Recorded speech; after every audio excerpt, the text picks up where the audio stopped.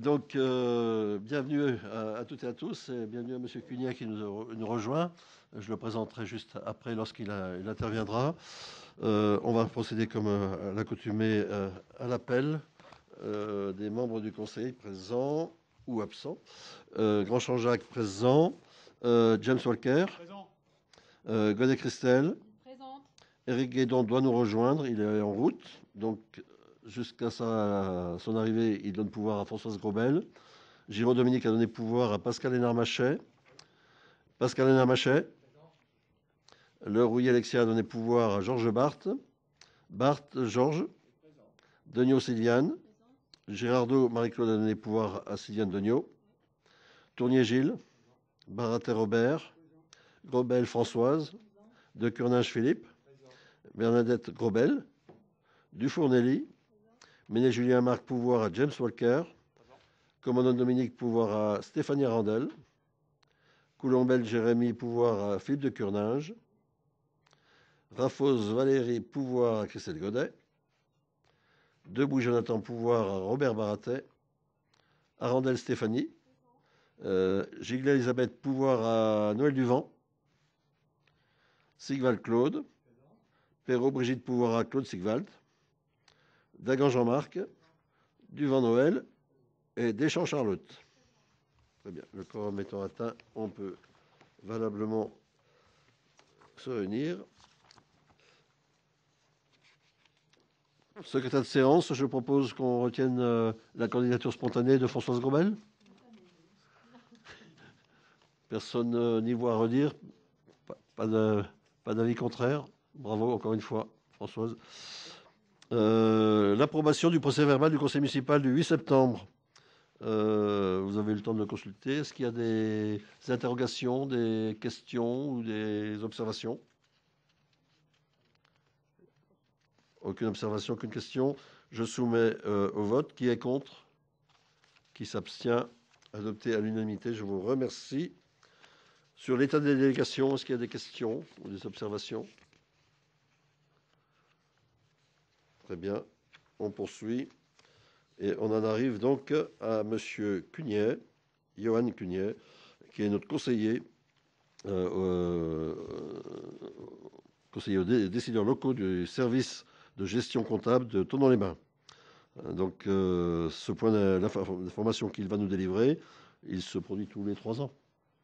Il n'y a pas de régularité prévue. Ouais. Pour l'instant, ça reste quand même. J'aurai l'occasion d'en reparler, mais ça reste quand même quelque chose d'assez nouveau. Oui.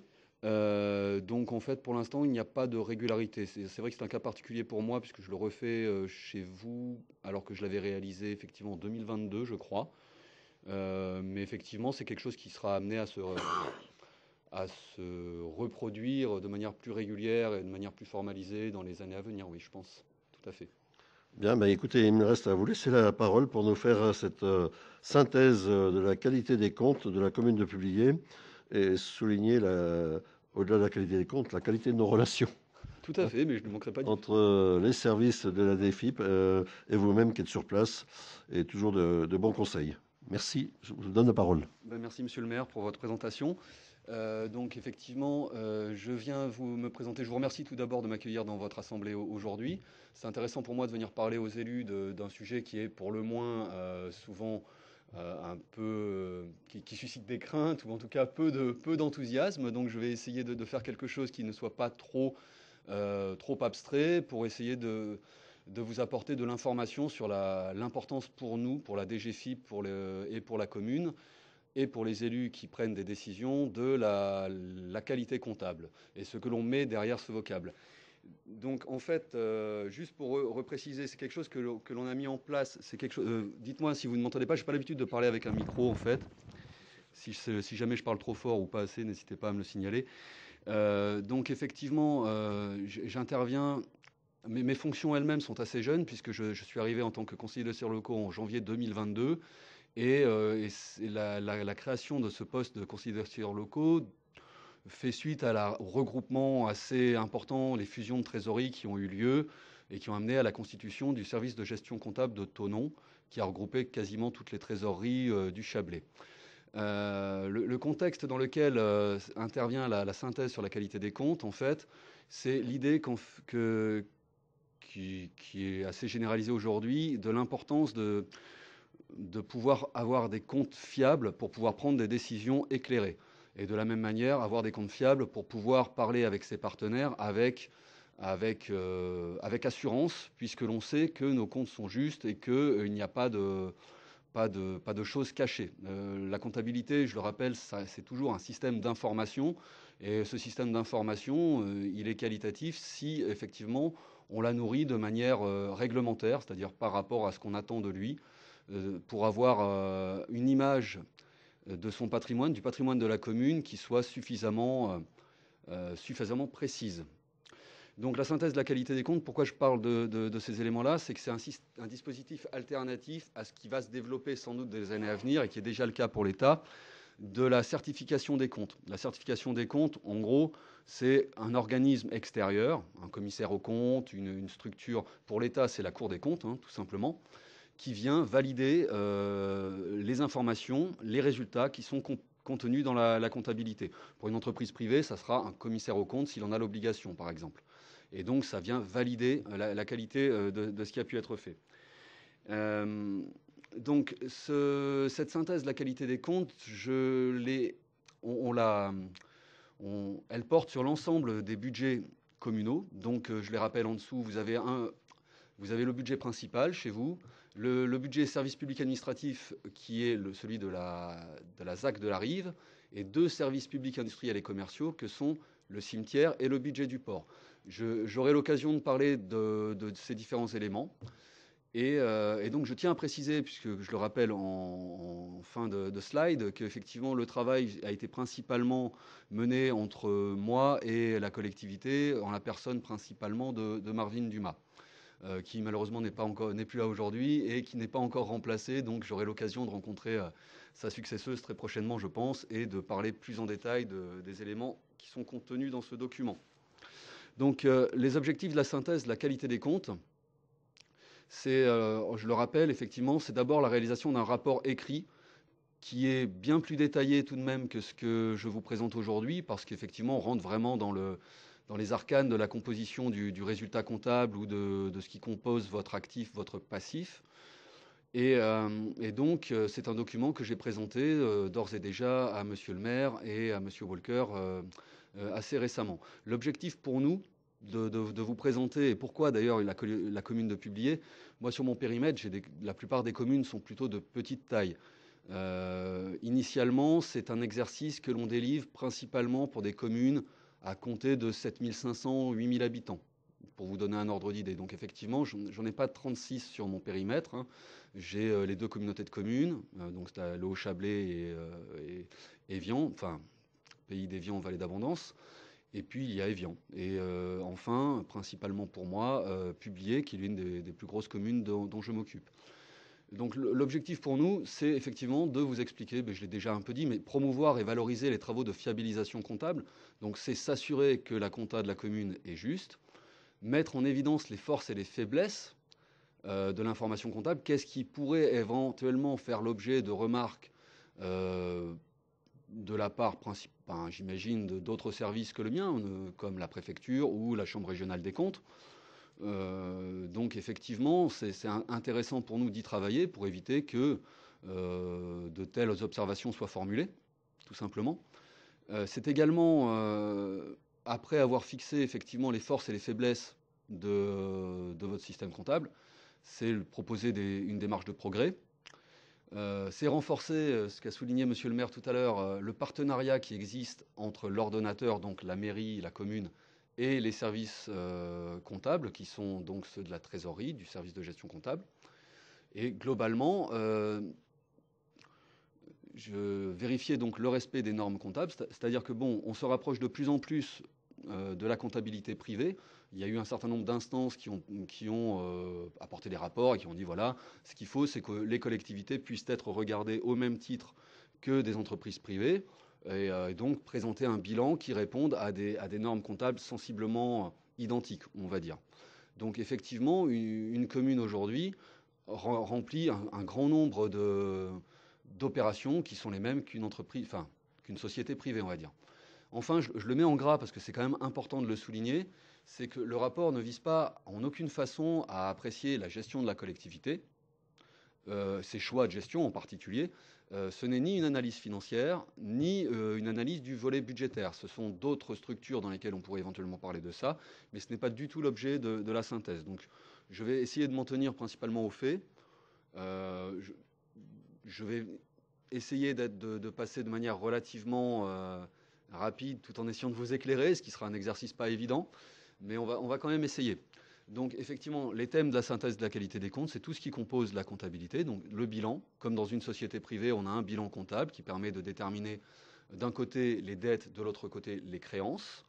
Un certain nombre d'éléments qui sont les mêmes que dans une comptabilité privée, comme le respect de l'indépendance des exercices, c'est-à-dire qu'à chaque année doivent correspondre des opérations. On doit retrouver dans la comptabilité toutes les opérations de l'année 2025, pas d'opérations concernant 2026 par exemple, que ce soit en termes de dépenses ou de recettes.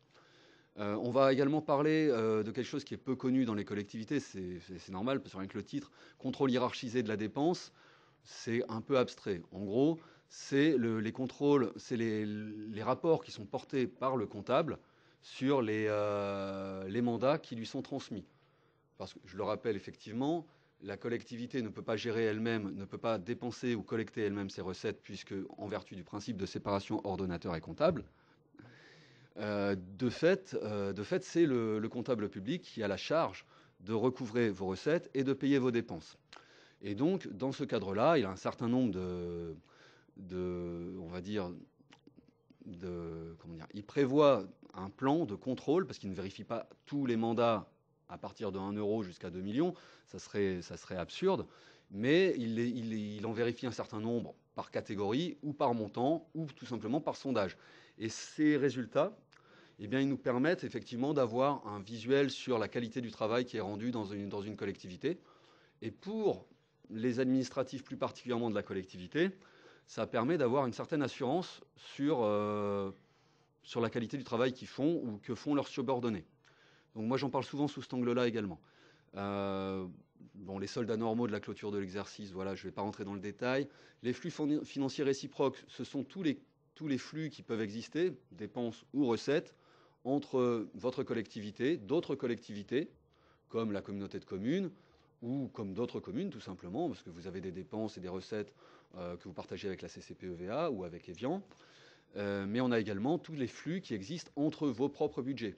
Parce que les budgets que vous avez, dont j'ai parlé tout à l'heure, le port et le cimetière, voilà, sont des budgets qui doivent être autonomes sur un plan financier. Donc, en fait, vous avez des dépenses qui sont supportées par le budget principal, qui doivent être transmises ou refacturées, ou quel que soit le terme qu'on emploie, vers le budget cimetière, pour qu'on ait un résultat qui soit juste.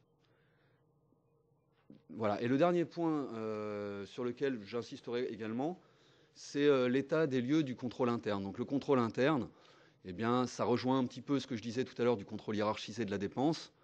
En fait, c'est tous les éléments qui sont mis en place au sein d'une structure pour s'assurer que son fonctionnement est normal. Il correspond à la fois aux ordres qui sont donnés, enfin, il correspond pour la hiérarchie à la vérification de la réalisation des opérations qu'il a commandées. La hiérarchie, ça peut être également les élus, c'est-à-dire que le contrôle interne permet de s'assurer du bon fonctionnement de sa collectivité. J'aurai l'occasion d'en parler un peu plus longuement.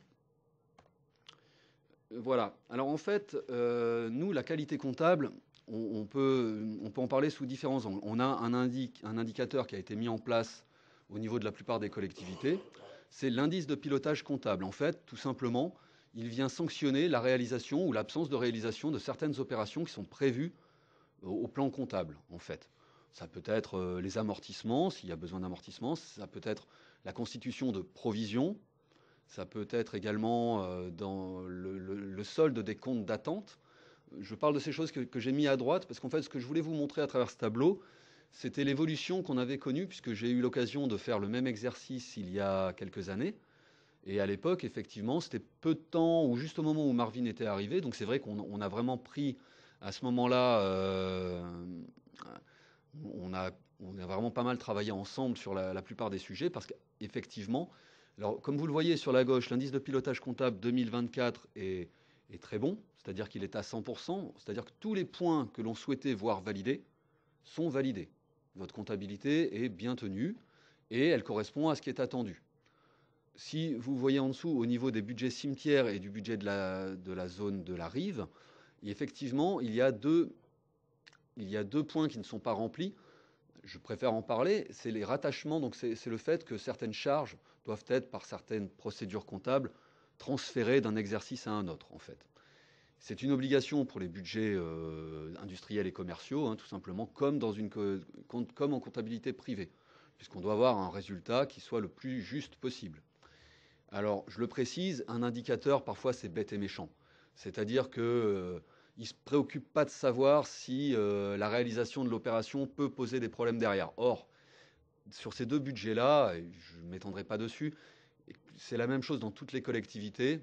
Les collectivités qui ont une comptabilité de stock, comme c'est la ZAC de la Rive ou le cimetière, eh bien, dès que l'on met en place des procédures de rattachement, ça nous pose des problèmes. Donc, effectivement, on est à 92 ou 91% sur ces deux budgets. On aura du mal à aller beaucoup plus loin, et c'est pas très grave, en fait. C'est simplement ce que je veux dire. Mais on voit, entre 2021 et 2024, il y a de nombreuses anomalies.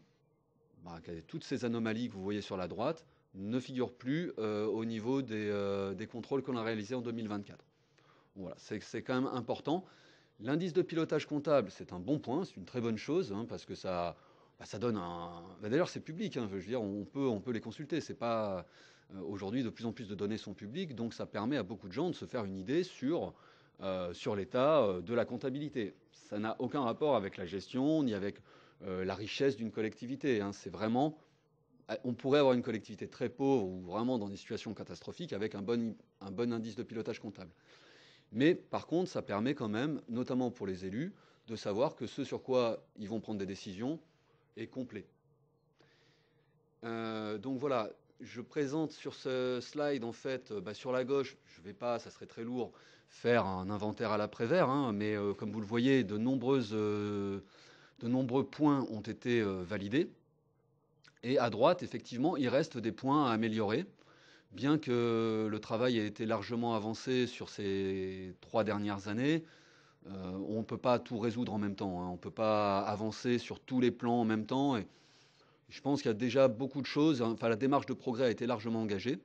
Donc, quand je parle de concordance des soldes des comptes, effectivement, on n'est plus dans le même plan que ce que c'était en 2021. C'est-à-dire qu'aujourd'hui, on a des points sur lesquels il nous reste à prendre des décisions.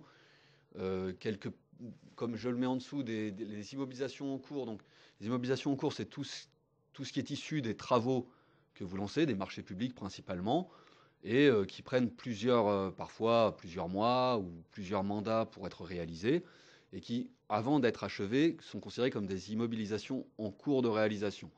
Ça a différentes implications. On pâtit à publier, comme dans d'autres communes dont je m'occupe, d'errements passés, on va dire. Et les errements peuvent être le fait de beaucoup d'éléments. Ça peut être le fait d'erreurs dans une trésorerie, ça peut être le fait d'erreurs dans la collectivité.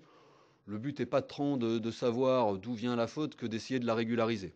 Et là, je pense qu'effectivement, le travail qui avait été accompli a permis de largement avancer là-dessus. Il reste quelques immobilisations un peu anciennes à traiter. De la même manière, on a des problématiques sur des problématiques d'amortissement, c'est-à-dire qu'il y a des biens qui n'ont pas été amortis ou alors trop amortis, donc il y a des régularisations à porter. Ce sont des petits points sur lesquels on aura à continuer à travailler, je pense, avec le successeur de M. Dumas.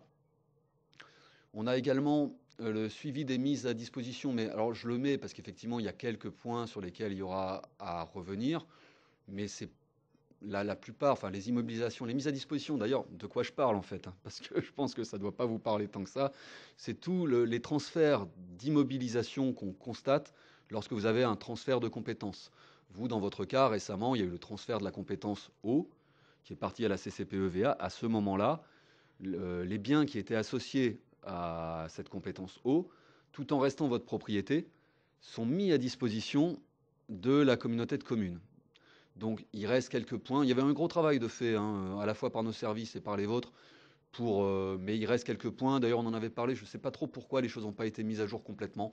On aura à en reparler. À nouveau, les rattachements de charges et de produits. Alors, effectivement, la plupart des choses sont bien faites. Il y avait une erreur, c'est pas tant une erreur qu'un problème logiciel qu'a rencontré le service finance lorsqu'il a voulu le faire cette année.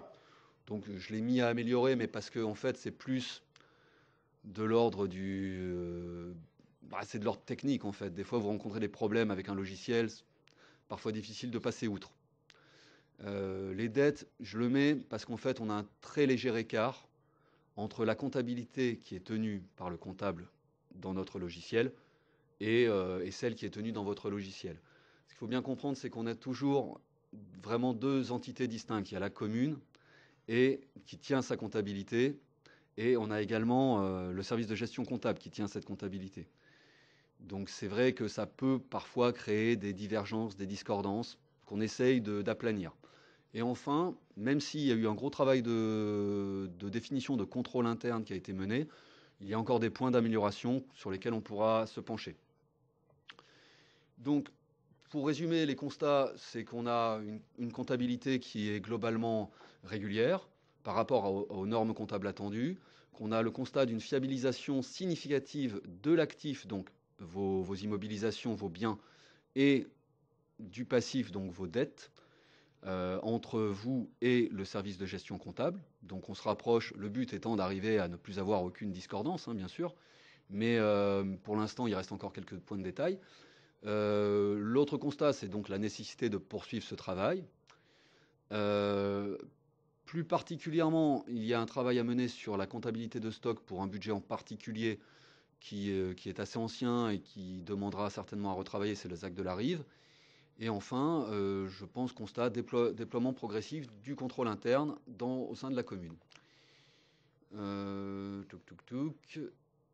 Donc voilà, les points forts, qualité des comptes, très bon résultat sur le contrôle hiérarchisé de la dépense. En fait, il n'y a aucun rejet de mandat qui a été constaté en 2024, c'est-à-dire que tout ce qui est arrivé au SGC a été pris et n'a pas fait l'objet de rejet. Donc c'est quand même important pour nous de le signaler. Il y a une bonne prise en compte des risques liés aux problèmes de recouvrement à travers le provisionnement qui est réalisé, la démarche mise en place pour le contrôle interne. Un point quand même que je tiens à souligner, c'est l'adoption d'un règlement budgétaire et financier qui prévoit, qui vient formaliser toutes les méthodes comptables et en assurer la continuité, la permanence, parce qu'il faut toujours bien comprendre, Marvin en est la preuve, on ne reste pas éternellement dans les services et il faut qu'on puisse assurer notre propre continuité. Donc je trouve que le règlement budgétaire et financier, pour cela, est très bien, puisqu'il vient fixer et exposer d'ailleurs à l'ensemble des parties prenantes, les administratifs, les élus, les principes sur lesquels on va fonder notre travail. Et comme l'a souligné Monsieur le maire tout à l'heure, effectivement, moi je suis tout à fait d'accord, c'est une situation révélatrice d'une très bonne coopération entre les équipes municipales et nos services, et je ne peux que m'en réjouir. Alors oui, je tenais à faire un petit point sur le contrôle interne comptable et financier. Je ne vais pas lire tout ce que j'ai écrit, je pense que ça serait un petit peu indigeste, mais en gros, si vous voulez, l'idée, c'est de contrôler tout ce qu'on doit, enfin, par exemple, le directeur administratif et financier, qui est monsieur Dumas, devait s'assurer que les ordres ou les préconisations qu'il avait données à ses agents étaient bien respectées. Donc faire du contrôle interne, pour lui, c'est aussi s'assurer que sa responsabilité n'est pas engagée par une erreur qui serait commise par un de ses agents. Et donc, de son côté à lui, si vous voulez, mettre en place des contrôles réguliers, et c'est ce qu'il faisait sur un certain nombre de choses, permet et surtout de le formaliser, permet de dire j'ai accompli l'essentiel, j'ai accompli toutes mes obligations, et je m'en suis assuré. Et je peux également en faire un compte-rendu à la fois aux élus ou aux agents pour dire ce qui va et ce qui ne va pas. Le but n'est pas de distribuer des bons ou des mauvais points. Le but, c'est de cibler les problèmes, les endroits où il y a du risque. Et en matière financière, évidemment, il y a des risques sur les fonds. J'aurai juste l'occasion d'en parler juste après. C'est que, en fait, voilà. Donc, qu'est-ce qui a été mis en place au niveau du contrôle interne de la commune? Déjà, ce que je disais tout à l'heure, le règlement budgétaire et financier.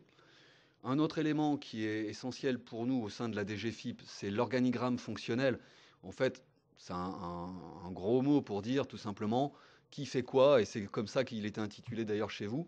C'est qui est en charge de telle tâche et qui peut le remplacer s'il est absent, qui peut superviser cette tâche. C'est-à-dire qu'en fait, le principe, et c'est un principe qu'on a dans les trésoreries aussi, c'est que il faut qu'il y ait du contrôle au sein d'un service, que ce ne soit pas la même personne, par exemple, qui change le RIB, qui fasse le mandat, si vous voulez, par exemple.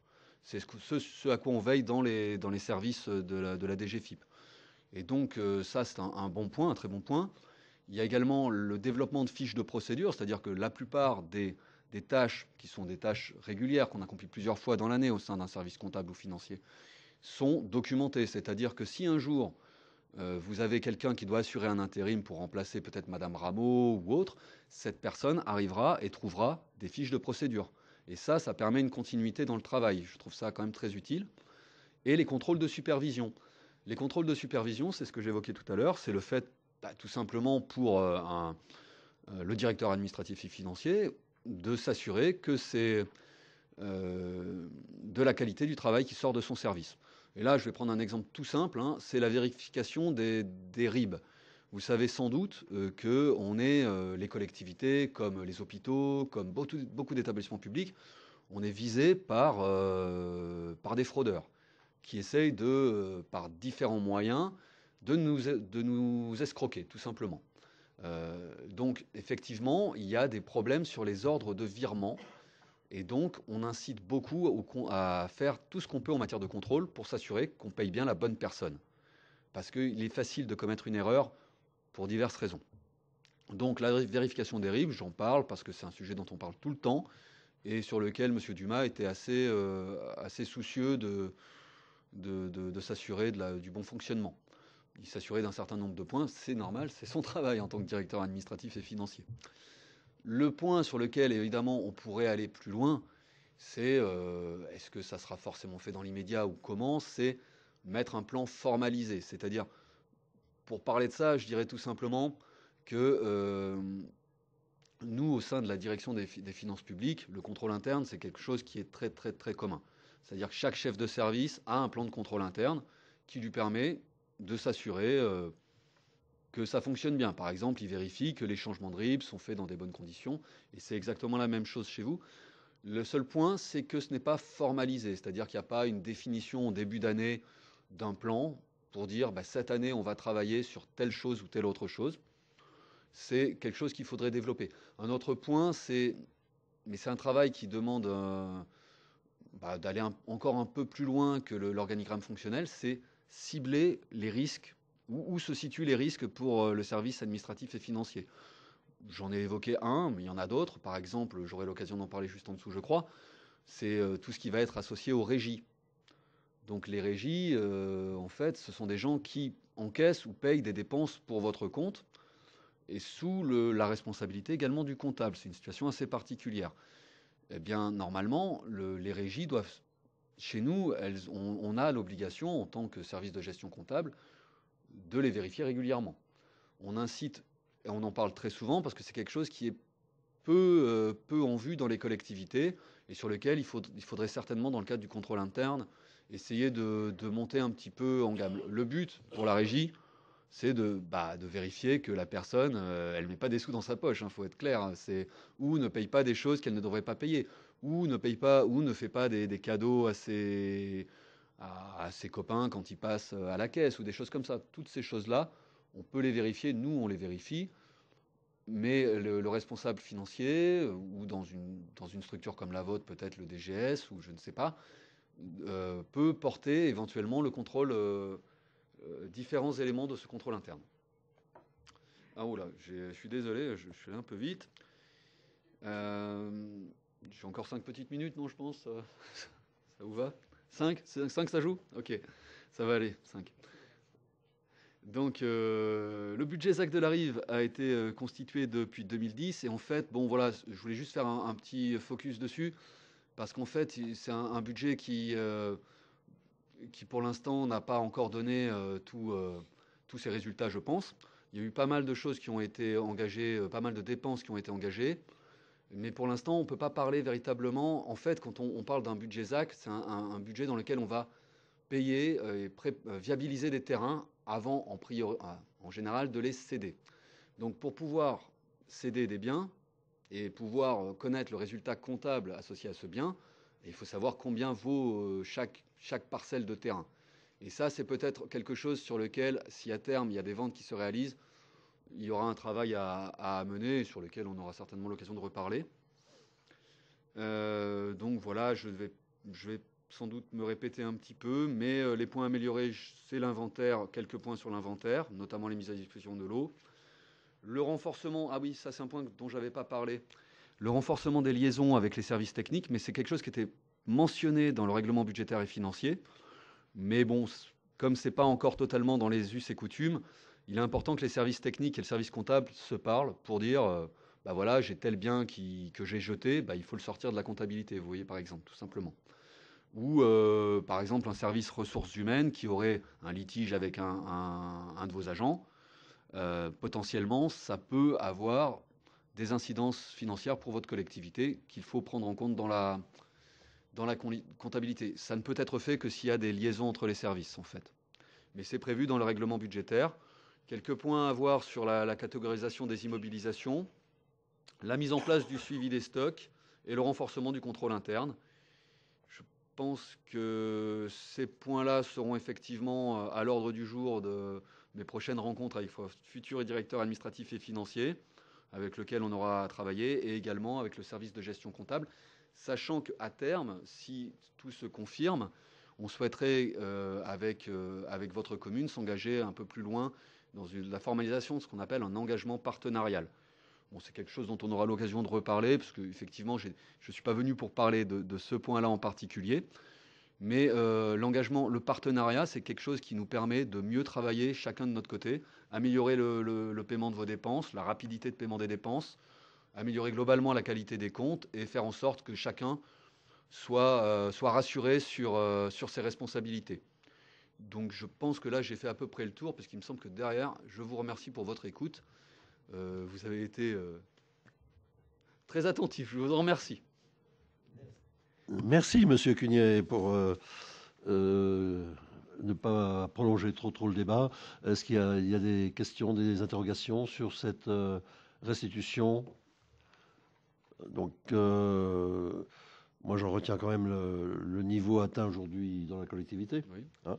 C'est le travail d'une concertation que vous avez évoqué à plusieurs reprises aussi. Et je voulais vraiment rendre un hommage tout spécial à Marvin Dumas. Marvin Dumas, en 4 ans, il a complètement transformé les finances de la commune. Il l'a fait parce que c'est un vrai professionnel. Et il l'a fait aussi parce que c'est un chef de service très pédagogue.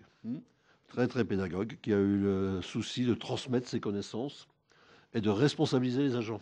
Ce qui fait qu'aujourd'hui, on a un service de finances qui est vraiment bien structuré, avec des agents compétents, hein, et que la transmission du savoir est assurée.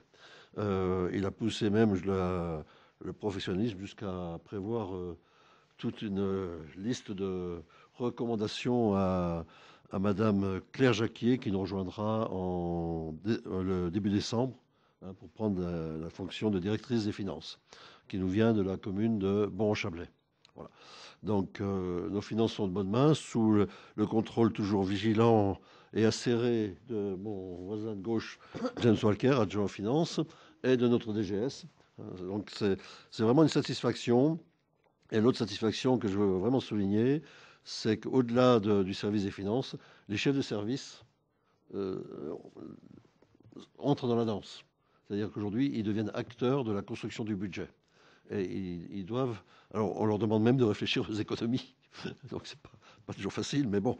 Donc, mais c'est important parce qu'ils ont le sentiment de participer à la construction de la vie de la commune. Donc, ça, c'est essentiel. Et la relation du service des finances avec les autres services est une relation totalement transverse. Quand on est dans un gouvernement national, on n'apprécie guère un Bercy, hein, mais il faut faire avec. Là, le Bercy de publier est plutôt bien passé avec les autres services de la commune.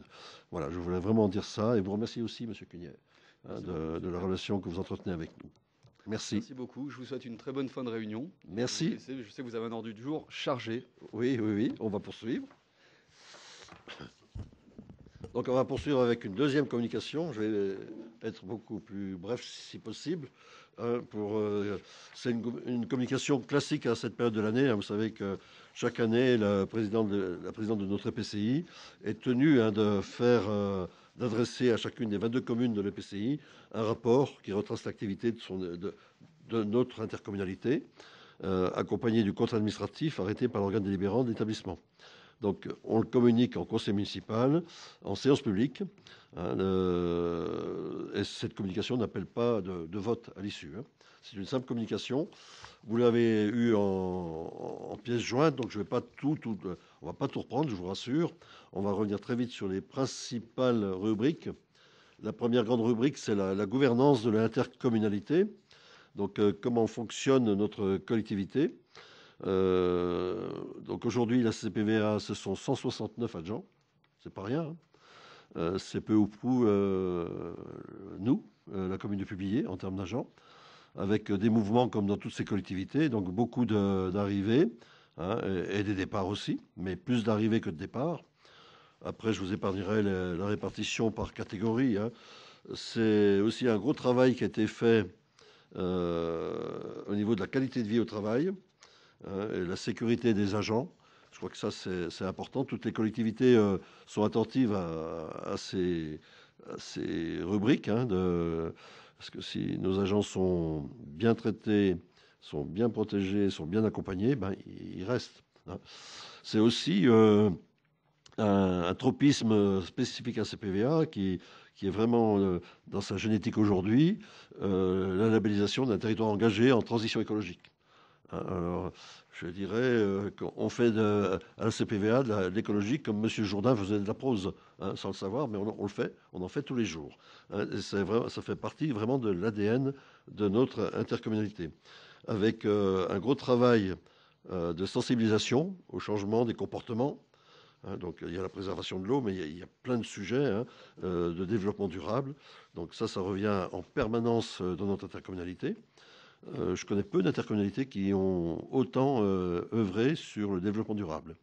C'est aussi évidemment les énergies renouvelables, avec donc en particulier le PCAET, c'est la planification l'organisation des nouvelles énergies, la solarisation du patrimoine, la mise en œuvre de la loi APER, donc avec les énergies renouvelables, je ne vais pas les détailler. C'est l'accompagnement dans l'efficacité énergétique aussi. C'est l'obtention d'aides financières pour les missions de maîtrise d'œuvre en rénovation énergétique. La gouvernance a été aussi un gros travail fait sur les instances et la communication. Donc la newsletter, la CPVA a aujourd'hui 1200 abonnés. La CPVA a conduit 4 campagnes de communication, a rédigé 3 magazines dans l'année, développé 40 communiqués dossiers de presse et droits de réponse, un rapport d'activité globale annuel et un programme d'animation de la Semaine européenne du développement durable. C'est aussi des communications pour les services. Alors, je ne vais pas tout détailler. Vous pourrez retrouver tout ça dans la pièce jointe, avec une grosse implication sur les réseaux sociaux, en particulier sur Facebook et LinkedIn. C'est la mise à jour complète du site Internet. Et puis aussi un gros effort fait sur la communication interne, avec des revues de presse, une maquette, un nouveau journal interne, etc. C'est l'administration générale aussi qu'il faut évoquer. Donc l'administration générale, 7 séances plénières du conseil communautaire, 205 délibérations, 35 bureaux communautaires, 10 conférences des maires, 3 réunions avec le conseil local de développement. Après, un sujet qui me tient un peu plus à cœur parce que c'est dans mes responsabilités à CPVA, c'est la partie relative à la mutualisation. Donc, le schéma de mutualisation a été approuvé en 2024 et il porte maintenant un certain nombre d'actions. Il y en a 13 qui sont développées là. Les groupements de commandes, ça passe assez bien parce que le groupement de commandes, le but, il est évident, c'est de faire des économies. C'est l'amélioration de la communication avec une plateforme collaborative territoriale, l'instruction des autorisations d'urbanisme avec un service commun, une brigade intercommunale volante, une brigade champêtre intercommunale, l'ingénierie risque majeur, l'accompagnement dans la recherche de financement, un dispositif de formation des personnels du territoire. Plutôt que d'envoyer les gens en formation au fin fond de la France, c'est de faire venir les formateurs chez nous et puis de former nos agents chez nous. On fait des sacrées économies quand même financières. Sécuriser le partage du matériel, des équipements communaux. Tout ne peut pas être partagé, mais on ne va pas tous acheter des tondeuses de stade. Donc, par contre, les chasse-neige, on ne peut pas les partager tous en même temps. Il faut qu'ils travaillent tous en même temps. C'est le service commun délégué à la protection des données. C'est les systèmes de services d'information. C'est la mise à disposition actuellement du service d'information géographique, qui est une mine d'informations et qui sera uniformisée. C'est-à-dire que toutes les communes auront les mêmes informations avec une mise à jour en temps réel. Et puis, c'est la mise en place des réseaux professionnels d'échange de pratiques, expériences et évolutions réglementaires. Tout ça, c'est la mutualisation. Pour moi, c'est presque le cœur de l'action de l'intercommunalité. L'intercommunalité a ses compétences obligatoires et tout ce qui est annexe aux compétences obligatoires, ça devrait se traduire par de la mutualisation. Pourquoi? Parce que c'est très souple. On peut faire de la mutualisation à 5-6 communes. Ça peut intéresser que 5-6 communes. Ça peut se dénoncer à tout moment. Donc, il faut que les gens trouvent vraiment un intérêt à l'intercommunalité, les communes, hein, et dans les brigades intercommunales. Alors, bien sûr que Évian est publié, on se suffit pratiquement à nous-mêmes.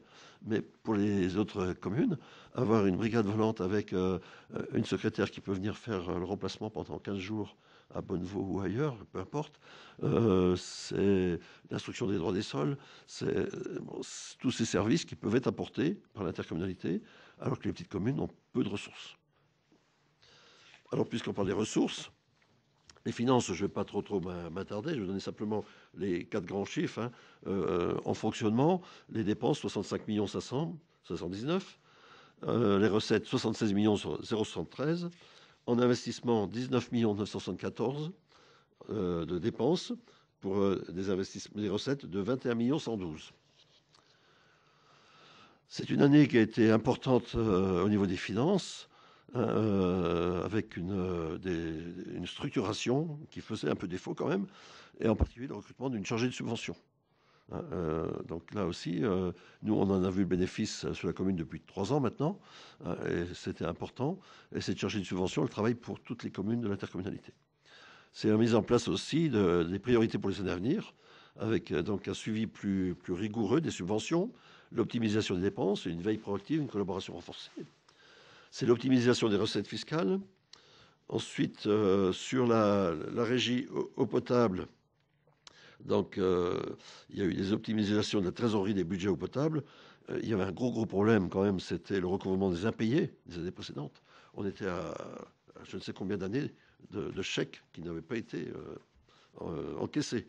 Donc tout ça, c'était un travail énorme. Il y a eu du travail de fait par les services, hein. Mais il fallait du temps pour remonter la pente. C'est le rapport quinquennal aussi 2017-2021 de la CLECT, hein, qui a permis quand même d'observer l'évolution des charges transférées entre les communes à CPEA depuis 2017. C'était présenté en 2024 en conseil communautaire avec une correction de la subvention allouée au TP20. Ensuite, pour la commande publique, les activités du service, 21 passations de marchés publics, 10 commissions d'appel d'offres, 42 marchés publics attribués. Donc, je ne vous fais pas tout le détail, mais le total, c'est quand même 13 359 000 euros de marchés publics. Au niveau des affaires juridiques, donc refonte des statuts, analyse des compétences statutaires, optimisation patrimoniale, on a cédé 2 biens immobiliers, la fruitière de Avinzier, je dis on, c'est PVA, hein. Reprise de l'ancienne perception sur la place du marché de la commune d'Abondance. Donc ça a permis de réaménager la place centrale de la commune. C'est aussi un travail d'évaluation des politiques publiques. Donc cette évaluation, ben, ça nous permet, nous, de mesurer les effets au regard des objectifs et des moyens alloués et fixés pour la collectivité. Donc améliorer la politique publique auprès des publics, remettre en cause si ça ne se satisfait pas. Il faut savoir se remettre en cause, il ne faut pas persévérer quand on voit que ça ne débouche sur rien. Donc questionner l'action publique en permanence. Le projet de territoire, donc un plan d'action à 2026. Les priorités ont été re-questionnées à mi-parcours. Donc il y a eu beaucoup d'échanges au sein de l'intercommunalité pour dire bon, qu'est-ce qui est prioritaire et qu'est-ce qu'on peut secondaire. On a refait un travail sur les compétences. Les compétences obligatoires, ça ne se discute pas. Les compétences facultatives, on n'est pas obligé de s'arc-bouter. Et moi, je considère que par la mutualisation, on peut régler plein de petits problèmes sans aller sur des compétences qui peuvent susciter des réactions de rejet de certaines communes, éventuellement. L'attractivité du territoire, c'est un sujet quand même essentiel, puisqu'on a la chance d'habiter une très belle région. Alors l'attractivité, elle est aussi économique. Le campus connecté, sujet que je connais bien aussi. Moi, je suis très fier du résultat du campus connecté. On a bien fait de le créer, parce que maintenant, on n'a plus le droit d'en créer. On a vraiment bien fait de le créer à l'époque. Et on a crevé l'écran. On est obligé de calmer Elsa, parce qu'il y a presque trop de gens qui viennent. On a droit à 20, on a fini à 25 cette année. Et là, on était déjà à 17 pour l'année scolaire à venir. Donc, c'est quoi? C'est un tiers-lieu qui est situé à Évian, à proximité de, comment on appelle, du Pré-Curieux. Donc, on était dans le même établissement que le Cluster O. Le Cluster O a quitté cet établissement pour aller au Pré-Curieux. Et maintenant, on a un peu plus de place pour le campus connecté. Campus connecté, on accueille des étudiants en enseignement supérieur. Le Chablais n'est pas très favorisé au niveau universitaire. Hein. Donc le campus connecté, on a comme support l'université Pays de Savoie, avec qui évidemment on fonctionne très très bien. Il y a 2 autres campus connectés dans les Savoies. Il y a celui de Bourg-Saint-Maurice et celui de Faverges, quand on est allé visiter récemment. On est un de ceux qui fonctionne le mieux. Donc on était sur une période triennale qui va se terminer fin 2026 et on recevait des subventions du ministère de l'Enseignement supérieur. Alors, bon, on ne sait pas trop ce que les budgets vont nous concocter, hein, mais c'était un point important. Et ce campus connecté peut avoir d'autres vocations. Moi, je pousse pour qu'il fasse des formations pour les emplois fonction publique, préparer les concours à la fonction publique territoriale. Quelle que soit la fonction publique. Ça peut être aussi pour des seniors qui sont au travail, qui perdent l'emploi ou qui sont en reconversion, se revenir. Donc c'est un lieu d'accueil avec toutes les facilités, les connexions, les matériels et une animatrice dédiée. Elsa Sensé qui fait un travail remarquable. Hein, et l'intérêt aussi, c'est qu'on retrouve des jeunes là-dedans qui parlent entre eux, il y a une animation. On leur organise même des visites d'entreprise pour qu'ils voient un peu toute autre chose. C'est aussi au niveau économique, toute la partie du développement économique du territoire, avec en particulier, on a la chance d'avoir l'Agence économique du Chablais, hein, qui fait un travail aussi tout à fait remarquable, hein, et qui porte un certain nombre de porteurs qui accompagne un certain nombre de porteurs de projets, 147 porteurs de projets quand même accompagnés. Donc le but, c'est pas qu'ils passent leur vie chez nous, hein, c'est qu'on les coucoune pendant 2-3 ans, puis après, ils doivent voler leurs propres ailes. Hein. Donc il y a un turnover. Hein, après, il faut qu'ils aillent vivre leur vie ailleurs. Hein. Mais de préférence en restant dans le Chablais. Hein. Ensuite, on a, au niveau économique, un certain nombre de surfaces qui ont été commercialisées, 26 000 m² de surface. On organise des petits déjeuners de l'économie. L'avantage, c'est qu'on fait parler les entreprises entre elles et les collectivités. Donc, on se retrouve à peu près combien, Pascal, une fois tous les trimestres. Hein. Donc, là aussi, on parle de sujets très, très divers. Et on accompagne les entreprises. Ensuite, sur l'attractivité du territoire, c'est la valorisation du patrimoine. Hein, donc, alors c'est pas à vous que je vais apprendre qu'on est, encore une fois, un territoire attractif avec le label Pays d'art et d'histoire. Donc avec des classes accueillies, beaucoup de pédagogie, près de 2000 enfants du territoire. Ce sont des visites, hein, 339 visiteurs en 2023, 552 en 2024. Donc il y a fort à parier qu'en 2025, on aura dépassé les 600. C'est aussi le centre d'interprétation d'architecture du patrimoine. C'est la promotion du label avec des vidéos. Enfin, après, il nous reste 2 sujets évoqués. La solidarité avec le relais petite enfance, donc action en lien avec la Convention territoriale globale. C'est la cohésion territoriale et les services de proximité, donc avec le contrat local de santé, dont les objectifs sont d'agir dans différents domaines de la santé, bien sûr, en matière de prévention, promotion de la santé, accès aux soins, accompagnement médico-social, permettre une meilleure articulation et coordination des acteurs et interventions. C'est l'intervention dans le cadre de la convention territoriale du tyrolien, dans le cadre sur les communes Féterne, Saint-Paul-le-Chablais et Saint-Gingolph. C'est un dispositif itinérant d'accompagnement à la parentalité, donc porté par l'association des collectifs enfants, parents et professionnels. Et donc un certain nombre d'actions encore, on ne va pas toutes les énumérer. C'est aussi l'espace France Service. Donc ça fait un tabac. France Service, en particulier chez nous, dans notre commune, mais partout, je pense, on peut le dire. Les représentants de France Service qui viennent dans nos murs sont vraiment très appréciés. Et ils apportent beaucoup de conseils et de soutien aux administrés. En matière d'aménagement du territoire, donc lancement d'un règlement, l'urbanisme, le RLPI, vous verrez qu'il y a une délibération juste après. C'est l'instruction du droit des sols. Là aussi, je vous le disais, les petites communes n'ont pas les moyens de se payer un service d'urbanisme. Donc, le droit des sols de la CPVA est plébiscité. Donc, on va recruter 2 instructrices supplémentaires pour pouvoir faire face à la demande.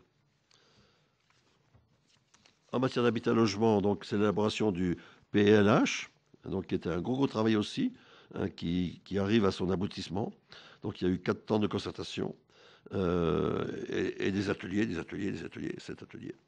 Donc avec 5 axes, répondre aux besoins de la population permanente, donc maîtriser le développement, améliorer et mobiliser le parc existant, favoriser le développement d'une offre abordable et de qualité, répondre aux besoins des services spécifiques et faire vivre la politique de l'habitat. La mobilité, donc là aussi le transport scolaire avec des changements de pratiques. Un schéma des mobilités actives lancé à l'automne 2024. Donc, on est en renégociation aujourd'hui de notre délégation de service public pour la mobilité. C'est le réseau EVAD. Le réseau EVAD, ça y est, la mayonnaise a pris. Et nos lignes à nous qu'on a pu obtenir dans le cadre de la DSP actuelle, c'était un vrai plus pour la commune. Alors, ça a été un vrai moins pour Marin, qui a perdu... mais Marin va retrouver son parcours dans la prochaine DSP. Bon, c'était pas une bonne chose que Marin soit écarté aussi. Et le plateau de Gaveau dans la prochaine DSP sera beaucoup mieux noté aussi. Donc ça aussi, ça va aider à l'acceptation de l'intercommunalité par les communes. Donc on a 2600 élèves inscrits au transport scolaire et EVAD a transporté 536 121 voyageurs en 2024. La préservation du territoire, la gestion des déchets, 450 000 € ont été investis pour les colonnes, 810 000 pour les bennes, et on a acheté un camion pour la maintenance de 340 000 €. La collecte des biodéchets, donc il y a eu des tests de bornes de biodéchets qui ont été faits chez nous, à Évian, publiés et Neufcelles, dans les zones urbaines. Hein. Donc on est en train de réfléchir sur le déploiement de la collecte des biodéchets sur le reste du territoire. La collecte des biodéchets, ça va aussi rejoindre la gestion future du méthaniseur. Ça se tient tout ça. Donc l'objectif 2029, c'est la réduction de la quantité des déchets ménagers. 440 kilos par an par habitant. Enfin, bon, derrière, après, il reste dans la préservation du territoire les sentiers, les bords de drance, la biodiversité avec le transfert de la GEMAPI, la sensibilisation des publics scolaires, mais aussi le grand public, à la préservation, évidemment, de l'environnement, les zones humides, la préservation des zones humides, l'assainissement, avec un schéma directeur d'assainissement et un schéma directeur d'eau potable. Là aussi, il y a encore beaucoup de travail, mais il y a du travail qui a été fait. 35 installations d'assainissement non collectif, 342 installations d'assainissement collectif, 13,5 km de réseau curé et 3500 mètres, 3,5 km de réseau créé. Les compteurs, 2500 compteurs déployés. Alors, l'eau potable, c'est quoi? C'est 23 600 abonnés dans l'intercommunalité. C'est 2 718 000 mètres cubes distribués. Et c'est 98% de conformité microbiologique de l'eau. La CCPVA mobilise un budget annuel de 315 000 € pour l'assainissement et l'eau potable. Voilà. J'espère avoir pas été trop long pour vous présenter le bilan de l'intercommunalité. Est-ce qu'il y a des commentaires? pouvez toujours vous référer au dossier, hein, puis n'hésitez pas à nous interroger à l'intercommunalité si vous avez des questions. On passe donc à la délibération suivante. L'opposition au transfert des pouvoirs de police de l'affichage à la présidente de la communauté de communes Pays d'Évian, Val d'Abondance. Alors, c'est pas parce qu'on n'aime pas la présidente de l'Interco, c'est parce que chaque maire, je pense, reste quand même attentif à préserver sa compétence de police. Donc, ne serait-ce que parce que l'intercommunalité n'est pas une collectivité.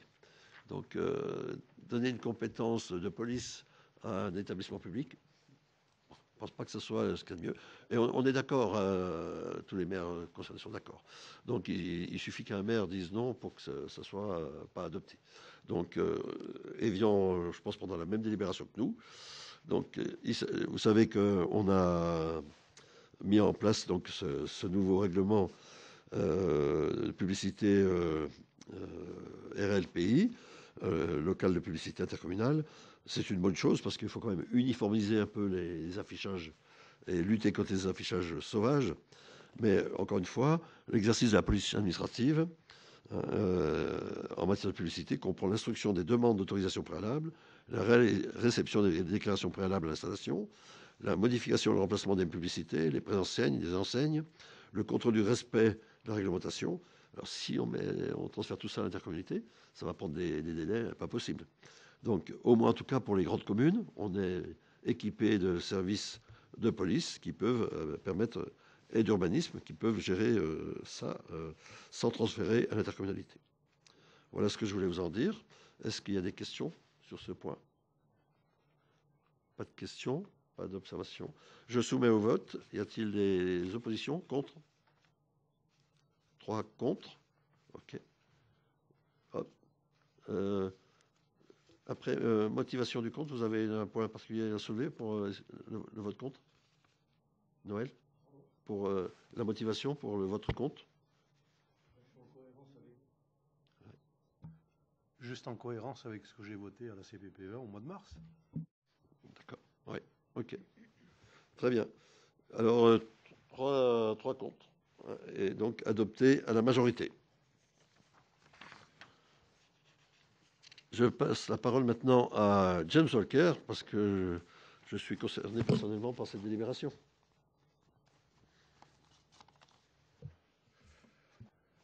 Bien, comme vous le savez, l'Association des maires de France et des présidents d'intercommunalité organise le 107e congrès des maires et des présidents d'intercommunalité de France à Paris, du mardi 18 au jeudi 20 novembre 2024, 25 plutôt.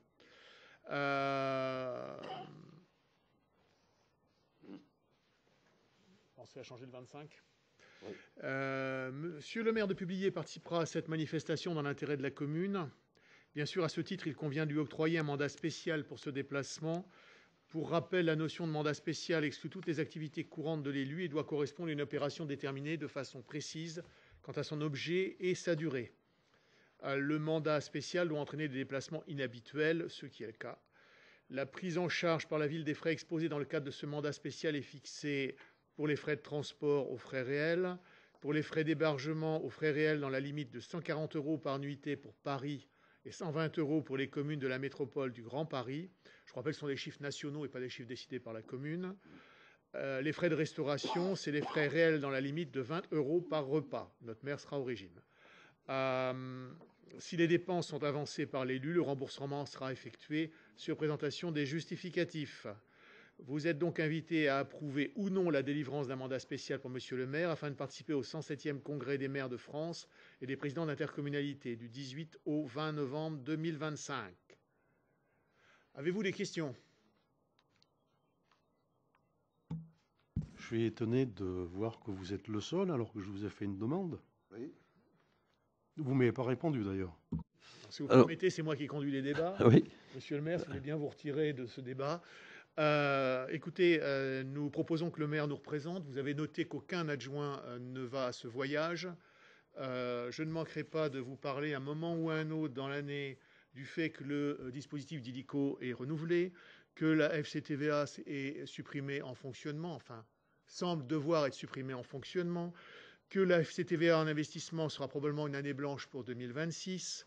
Je pense que mon camarade Claude Sigwald voit de quoi je parle et commence à frémir, que j'ai également entendu parler de la baisse de compensation de la CFE, c'est-à-dire l'ancienne taxe professionnelle, que le FPIC sera augmenté. En d'autres termes, comme on l'a demandé et comme je l'ai demandé au chef de service, il y a des économies à faire. Et ce n'est pas le moment de dépenser trop d'argent. Par contre, je pense qu'il serait, et nous en avons déjà débattu ensemble dans d'autres instances, je pense qu'il ne serait pas logique que la commune ne soit pas représentée. C'est pourquoi nous proposons de prendre en charge les dépenses du maire. Par contre, si vous souhaitez y aller, et nous n'y avons aucune opposition, bien entendu, mais à vos charges et frais. Voilà. Je sais que la réponse ne vous convient pas. C'est votre question, c'est ma réponse. Effectivement, mais nous sommes tous des conseillers municipaux autour de cette table. Et à ce titre, on y a tous droit. Ce n'est pas un droit, c'est une possibilité. Et nous y avons renoncé tous dans le même esprit d'économie. Je pense qu'il faut être comptable et être économe des frais et charges que nous faisons peser sur nos concitoyens. Et nous avons un exemple à donner en termes d'économie. Après, si vous voulez faire une balade à Paris, rien ne vous y empêche. Bien, je dirais simplement que j'y serai de ma poche, parce que l'État n'est pas très généreux. Oui, c'est comme ça. Donc, ça fait partie des grandes servitudes des élus. Donc, voilà. Y a-t-il d'autres questions? D'autres remarques? Moi, je suis même plutôt étonné qu'en fait, on soit obligé de voter un budget pour que le maire puisse assister au congrès. C'est la règle. Moi, je trouve que ça fait partie des frais de représentation et ça devrait être tout à fait normal et on ne devrait même pas avoir à voter ça. Ton étonnement est aussi le mien et je m'étonne d'autant plus que d'autres élus qui ne sont pas des élus locaux, eux, n'ont pas de problème. C'est open bar. N'est-ce pas? Voilà. Donc, et on est en ce moment dans un débat sur... on est en train de travailler sur le statut des maires. Et qu'est-ce qui va en sortir? Rien du tout. Hein, on est en train de nous concocter l'obligation pour le maire de faire un serment comme quoi il respectera liberté, égalité, fraternité. Non mais où est-ce qu'on est? Où est-ce qu'on est? On est les seuls à respecter ça dans ce putain de pays. On est les seuls à respecter ça. Oui, je me calme. Oui. Mais je tiens à le dire, parce que c'est une incongruité. En fait, non, c'est n'importe quoi. C'est n'importe quoi. Hein, et il ne faut pas s'étonner que les gens soient dégoûtés de la politique en France. Et je ne vous dis pas ce qui nous attend. Bien. Fermez le banc. Donc. Y a-t-il d'autres questions ou remarques? On soumet... Merci. Je soumets donc au vote. Qui est contre? Qui s'abstient? 3 contre. 3 contre. Monsieur le maire, je vous rends le... Merci. Ressources humaines, mise à disposition d'un agent communal auprès de l'association École de musique de la Voie du Léman. Donc depuis le 1er septembre 2011, le conseil municipal a autorisé la mise à disposition de l'association École de musique de Voie du Léman de 2 agents titulaires du grade d'assistant d'enseignement artistique principal première classe, afin d'assurer pour l'un l'enseignement musical et pour l'autre la direction de l'école de musique. La convention a pris fin le 31 août 2025 pour l'enseignant musical et prendra fin le 31 décembre 2025 pour le directeur de l'école. L'association a sollicité le renouvellement de la mise à disposition de ces 2 agents par un courrier reçu le 13 octobre 2025. Afin de renouveler cette mise à disposition de personnel, il convient de signer une nouvelle convention pour une durée d'1 an renouvelable de manière tacite dans la limite de 3 ans. Je veux donc vous inviter à approuver les dites conventions et à m'autoriser à les signer. Est-ce qu'il y a des questions? Oui, Jean-Marc. J'aimerais savoir si dans cette convention, il est possible de rajouter un bilan de compétences pour les agents ou pas. Alors, c'est un vrai sujet. D'abord, on a des préoccupations sur la musique d'une manière globale dans la commune. C'est peu de dire que les relations entre notre musique, la Voie du Léman et l'école de musique n'ont pas été adoucies par la musique, hein, c'est le moins qu'on puisse dire, et qu'il convient aujourd'hui de redonner à ces structures un mode de fonctionnement hein, et des perspectives. Donc on a pu traiter dans un premier temps en urgence la voie du Léman, parce qu'avec le départ de M. Martin Cochet, qui était quand même bénévole, il fallait rapidement trouver une nouvelle direction. Et puis le constat qui était fait, c'est que l'école de musique ne répondait pas à son objet. Son objet étant d'alimenter la voie du Léman en musiciens. Or, depuis que nous sommes en fonction, un seul musicien avait rejoint, ou une musicienne plus précisément, avait rejoint la voie du Léman. Donc, on a demandé au directeur de l'école de musique de repenser rapidement cette situation. Et on renouvelle pour 1 an cette convention. Il a pour objet d'atteindre ses objectifs. Sinon, on ne renouvellera pas. Et puis, effectivement, ces 2 agents font aujourd'hui l'objet d'une appréciation hiérarchique de la commune, puisqu'ils sont agents communaux. Alors, il y a une appréciation professionnelle.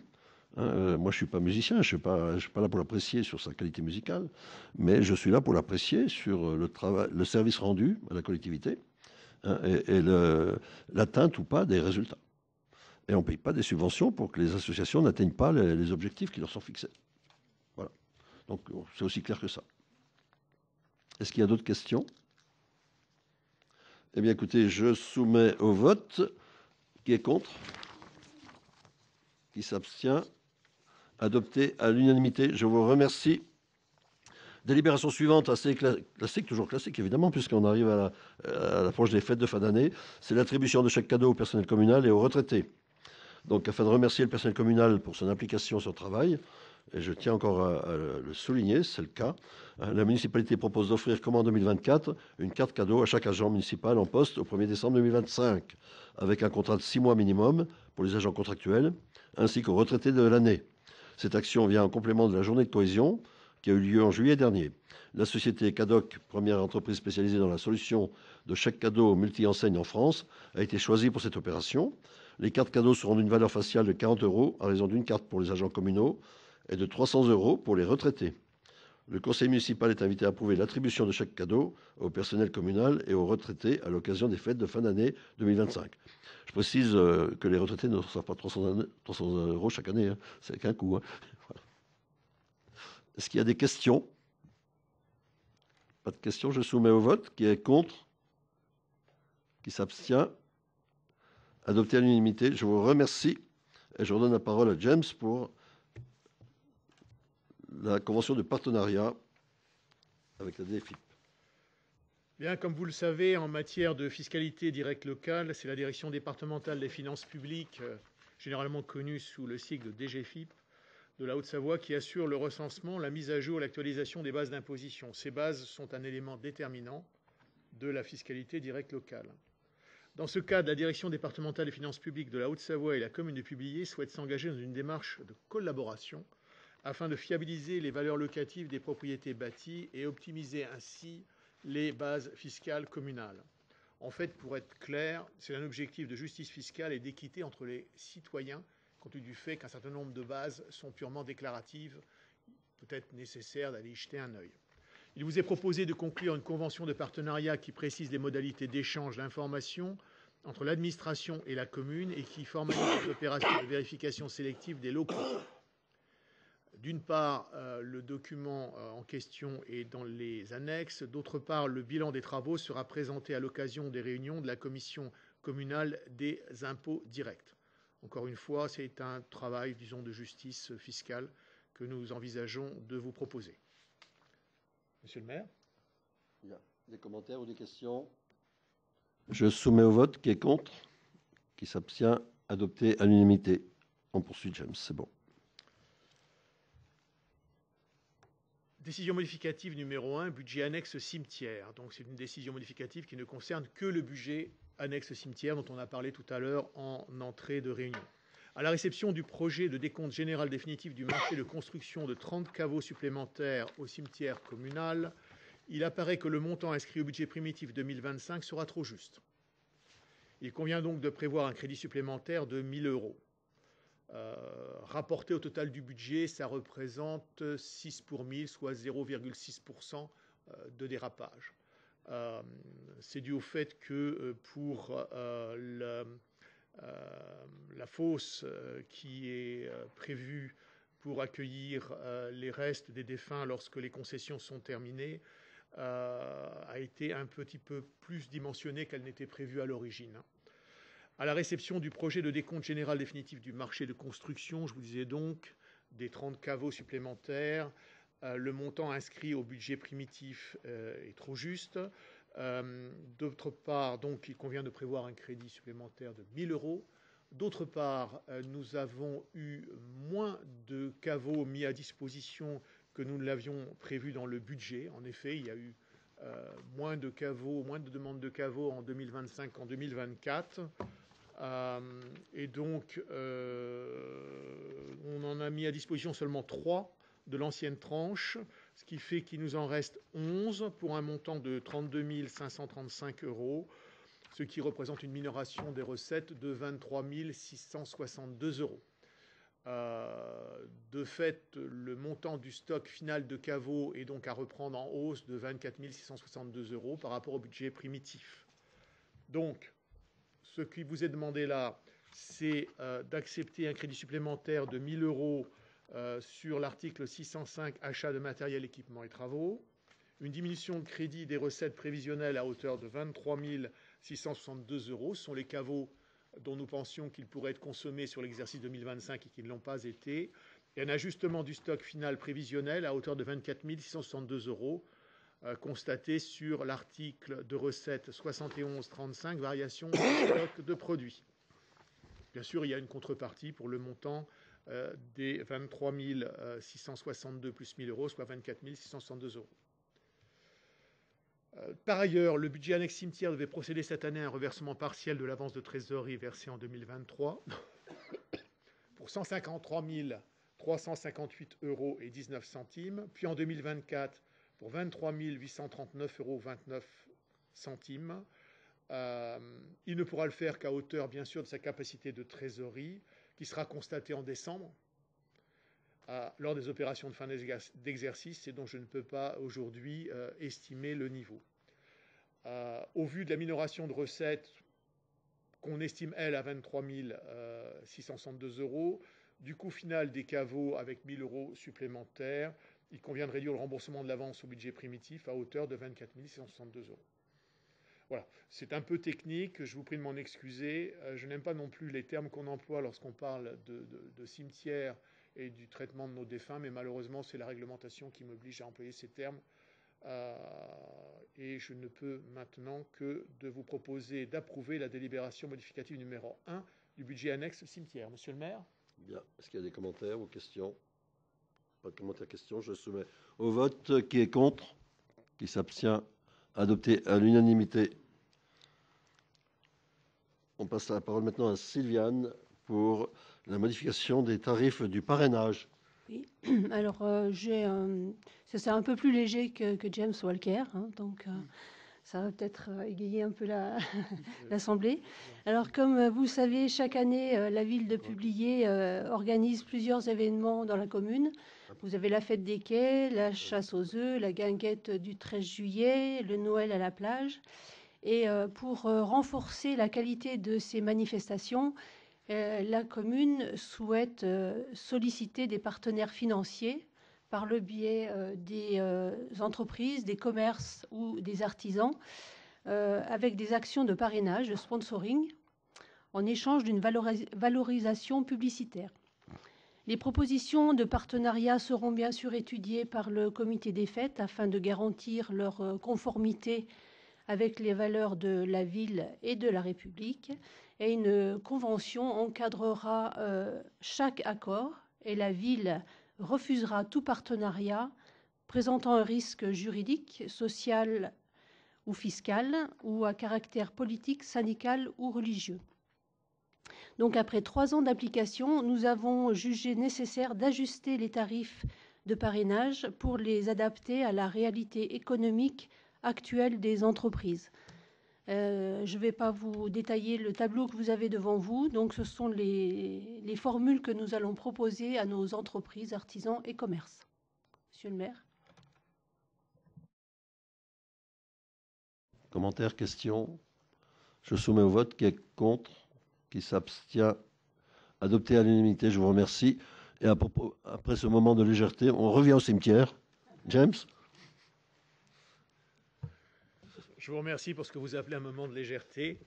Vous le savez, la commune peut assurer, c'est ce dont on parlait tout à l'heure, la construction de caveaux d'avance destinés à être mis à disposition des familles en même temps que la concession. C'est un service que rend la commune dans des périodes difficiles, mais c'est aussi une activité qui rentre directement en concurrence avec les entreprises de marbrerie et qui, à ce titre, est soumise à la TVA de 20%. La commune doit donc faire apparaître de façon distincte le montant facturé à la famille au titre de la concession de terrain et celui relatif à la construction du caveau. Ces opérations sont retracées dans le budget annexe de la commune, budget cimetière. Les prix de vente doivent être fixés en tenant compte des prix du marché conclus pour leur construction, à l'exclusion de tout profit financier pour la commune. Toutefois, et nous y tenons, les familles doivent demeurer libres d'acquérir dans le cimetière des emplacements dépourvus de toute construction ou de tout équipement pour recourir à l'entrepreneur de leur choix. La commune a, nous en parlions tout à l'heure, fait réaliser des travaux de construction de 30 caveaux supplémentaires. Ces 30 caveaux et ceux qui resteront en stock nous permettent quand même d'avoir une certaine marge, entre guillemets, d'avance pour au moins les 2 ou 3 années futures. Il y a sur ces 30 caveaux, 28 caveaux de 2 places et 2 caveaux de 4 places, dont il convient de définir le prix de vente. Bon, le prix de vente s'entend par la division du prix de revient au centime près. Nous arrivons à un coût réel de revient des caveaux 2 places à 3 829,96 € TTC et pour les caveaux 4 places de 4 445,10 € TTC. Voilà, c'est tout, monsieur le maire. C'est plus avantageux d'être à 4 qu'à 2.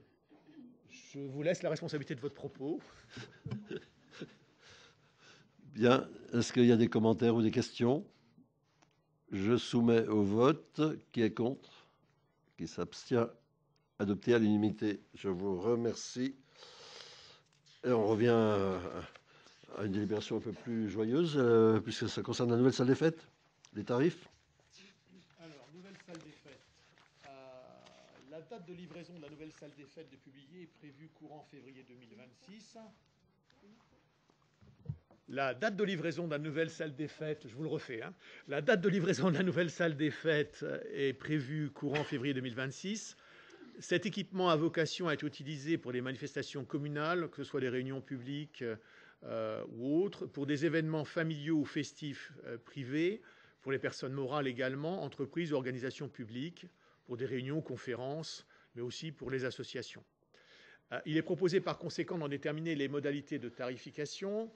Vous avez eu la note et la grille de tarifs dans la note de synthèse, sachant que, par ailleurs, pour les associations communales à but non lucratif qui participent à l'animation, à la mise à disposition, à la mise en œuvre, des politiques publiques suivies par la commune, pourront bénéficier de sa mise à disposition à titre gratuit, comme le permet, ce qui n'est pas une obligation, hein, comme le permet l'article L. 2125-1 du Code de la propriété des personnes publiques. Vous avez eu les tarifs. Comme vous voyez, ils peuvent être conséquents. Forfait mariage 3 jours, on est à 3 500 €.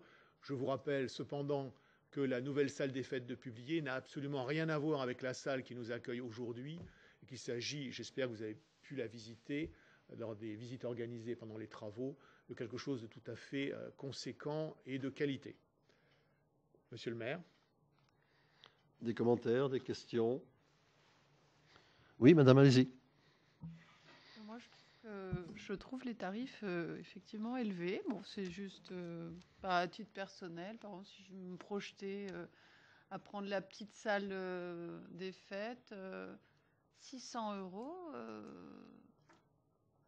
ça me paraît difficile pour un habitant de la commune de louer pour, je sais pas, les 20 ans de ma fille prochainement. Je trouve que c'est... Alors après, j'ai vu que c'était le double hors commune. Je trouve que c'est intéressant, pourquoi pas. Mais voilà, je trouve que c'est pas très abordable pour le commun du mortel. Alors il restera toujours, si vous permettez, monsieur le maire, oui. Il restera toujours la possibilité de réserver d'autres salles comme celle-ci, qui sont à des tarifs bien moindres.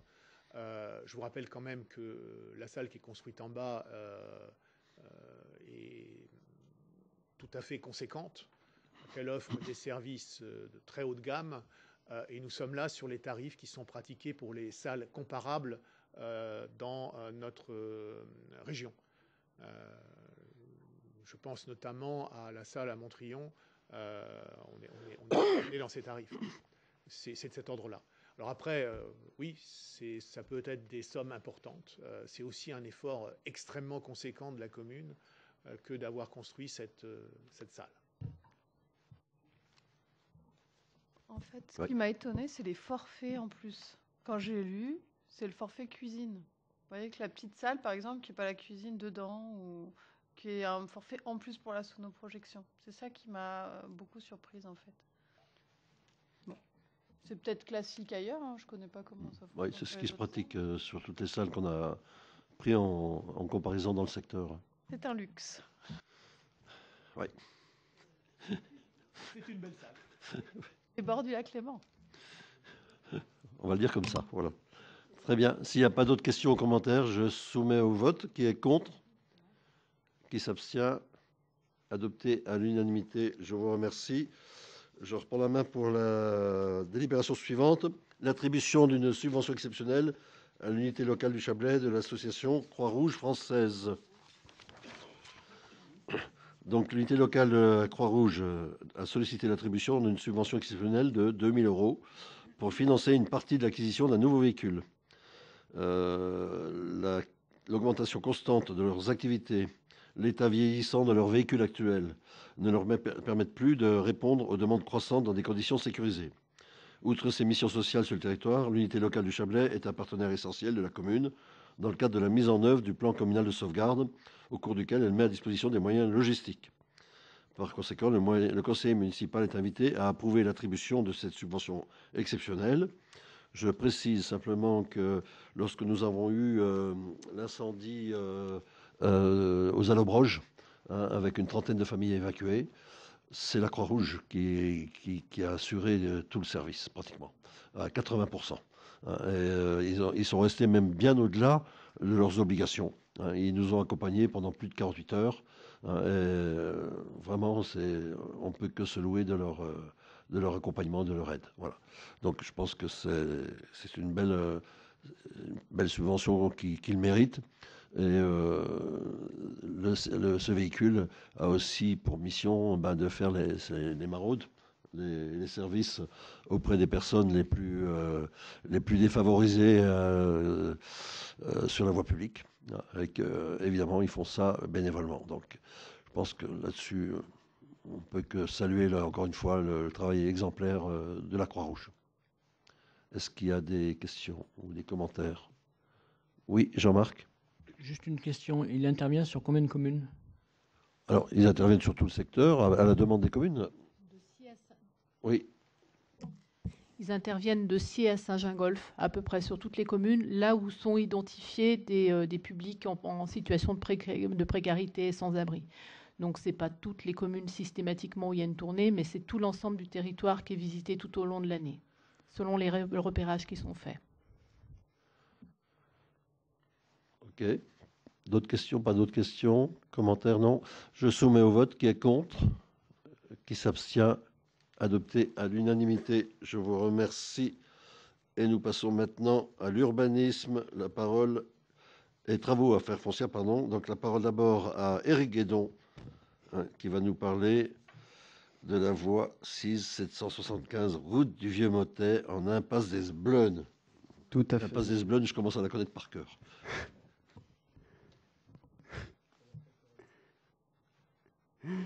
Tout à fait. Donc, après étude, il a été constaté une incohérence. Le nom et la numérotation au 775 route du Vieux-Motet. En effet, plusieurs habitants situés à cette adresse disposent également d'une autre adresse, impasse des Esbleunes.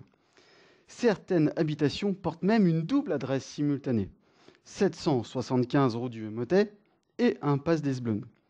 Cette situation entraîne des difficultés en distribution du courrier, une confusion pour les services de secours et d'urgence et des erreurs de localisation sur les services GPS.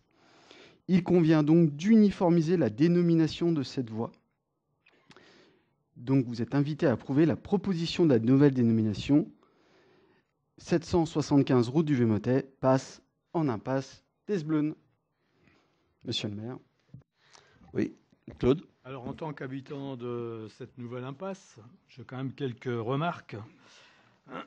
Donc, la première, c'est de savoir ce que ça veut dire Sbleune. Voilà, donc c'est un monstre visqueux qui sécrète un acide très corrosif et toxique. Voilà où on va habiter, nous autres. On pourrait peut-être trouver un autre nom, effectivement. Alors, quand vous appelez Sigwald, rue Impasse d'Esbleune à Amphion, quand vous donnez cette adresse à l'EDF ou truc comme ça, je vous dis pas le temps qu'on passe au téléphone. Ça, c'est une petite indication. Et puis après, il y a un petit problème quand même, puisqu'en fait, au niveau de... Ça, c'était pour se marrer un petit peu. Par contre, il y a un problème avec les boîtes aux lettres, puisqu'avant, les boîtes aux lettres, en fait, étaient disposées le long de la voie principale, sur des terrains qui n'étaient pas forcément appartenant aux gens qui habitaient dans les rues transversales. Et donc maintenant, en fait, la postière, elle veut plus aller au bout des impasses. Donc là, il y a un gros souci quand même. Maintenant qu'on a des numéros et que chaque maison est numérotée, en fait, là, maintenant la poste, elle refuse d'aller au bout. Et il y a des gens qui ont eu pendant 3 semaines plus de courrier du tout. On a déjà fait des rappels. Moi, j'ai eu le même cas chez moi. Hein. J'habite dans une impasse. Aujourd'hui, la poste ne veut plus aller au bout de l'impasse. Ils doivent distribuer le courrier au début de la route. Ouais. Et même, Georges, tu es au courant de ce problème. Et aujourd'hui, les copros doivent s'organiser pour mettre une boîte aux lettres au début. Alors, ce n'est pas une copro. Oui, je sais, mais c'est une impasse privée qui n'est pas une copropriété ni un lotissement. Donc, la Poste, elle a son boulot, c'est d'aller jusqu'au bout de la rue et de faire toutes les rues. Tout à fait. Mais tu vois le problème qu'on a avec la Poste aussi. Voilà. J'ai le même cas, j'ai le même problème chez moi. Qu'il faut résoudre. Et puis, juste un petit rappel pour dire qu'en fait, cette impasse, c'est une impasse privée avec une servitude au service technique pour la commune, donc pour accéder en fait à l'école pour faire les travaux, et une servitude piétonnière aux horaires de l'école, donc interdite aux vélos, trottinettes et voitures. Alors, c'est pas pour emmerder les gens qui viennent en trottinette, vélo, machin, mais c'est hyper dangereux parce que cette impasse est pas très large. Donc, quand on sort avec la voiture, on voit rien du tout, et les gamins, ils déboulent à fond la caisse avec leur trottinette. Donc, on essaye à chaque fois de le dire à l'école, de le dire aussi, de faire de la pédagogie au niveau des gens qui prennent cette impasse, qui viennent à l'école, et on se fait évidemment incendier en disant « vous êtes des cons, vous savez pas, c'est des gamins, c'est ci et ça ». Mais le jour où il y aura un accident, on en reparlera. Voilà. Donc, je tiens encore une fois à le préciser que c'est une servitude piétonnière aux horaires de l'école. Voilà, j'en ai tout. J'ai tout dit. Non, mais c'est très bien. Donc, pour l'instant, on en reste juste à l'appellation de le nouvel adressage. Bien, s'il y a pas alors qu'il y a une nouvelle adressage, c'est normal, parce qu'en fait, il y a 38 lots maintenant.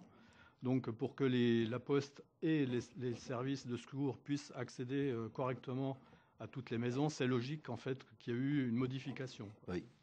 Donc, on n'est pas contre, puisqu'en fait, il y a eu une demande au niveau de l'appellation de cette impasse.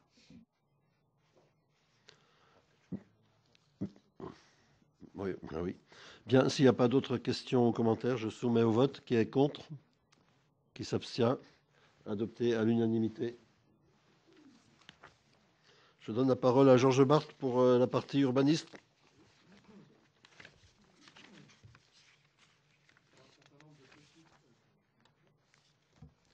Un certain nombre de petites régularisations en termes d'urbanisme.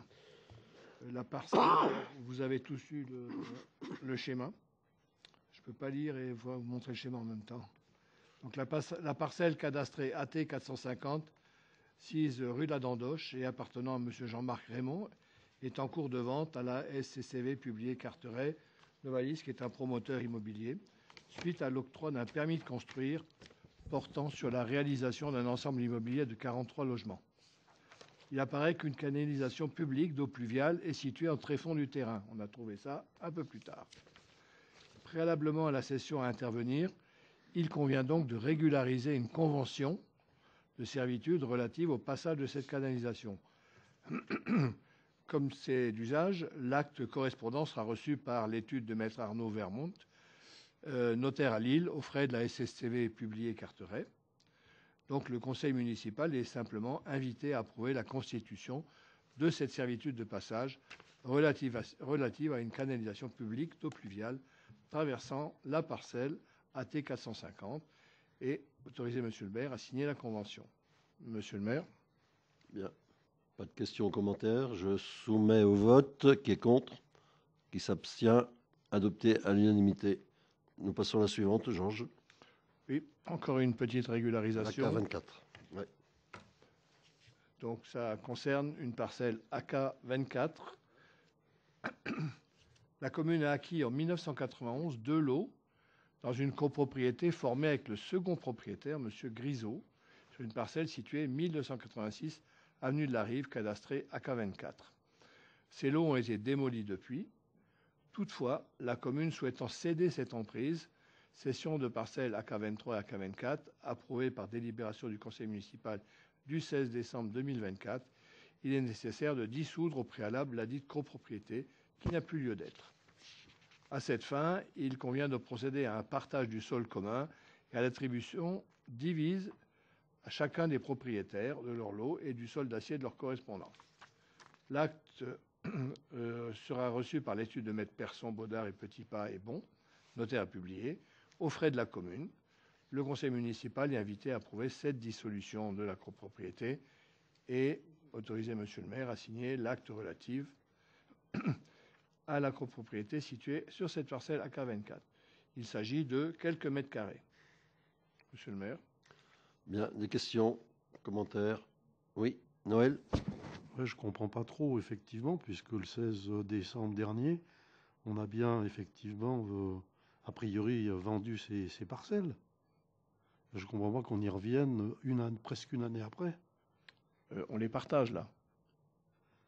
Ah, c'est pareil, on nous parle d'une comment il y a eu une démolition, mais cette démolition, elle a eu lieu quand? La démolition est bien plus ancienne. Parce que moi, j'habite là, j'habite pas loin. J'ai rien vu de démoli depuis 40 ans. Hein.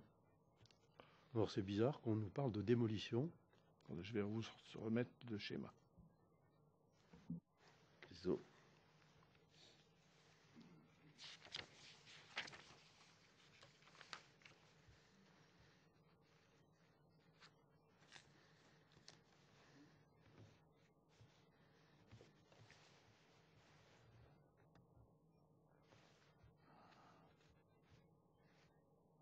Celui-là. Non, c'est celui-là.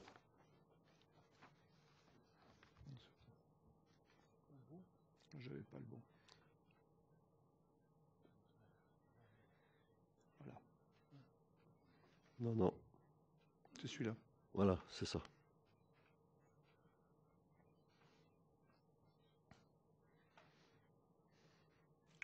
Donc c'est une scission de copropriété. Donc vous avez tout le détail ici.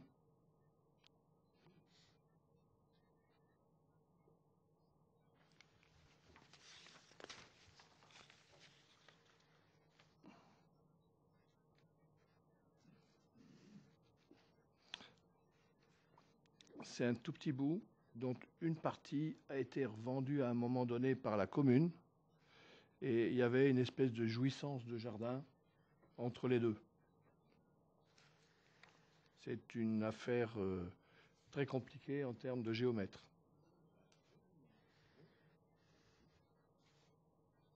Oui, mais la parcelle AK 24 a déjà été vendue. Il y a une partie qui avait été vendue. Je n'ai pas tout l'historique. Pourquoi est-ce que ça intervient encore dans le conseil municipal aujourd'hui? Là, la commune ne vend rien. Hein. Elle passe juste pour une scission. Hein. Oui, mais le bien a été vendu, donc il n'y a pas de scission à faire. Madame Le Caloc, oui. Madame Le Caloc.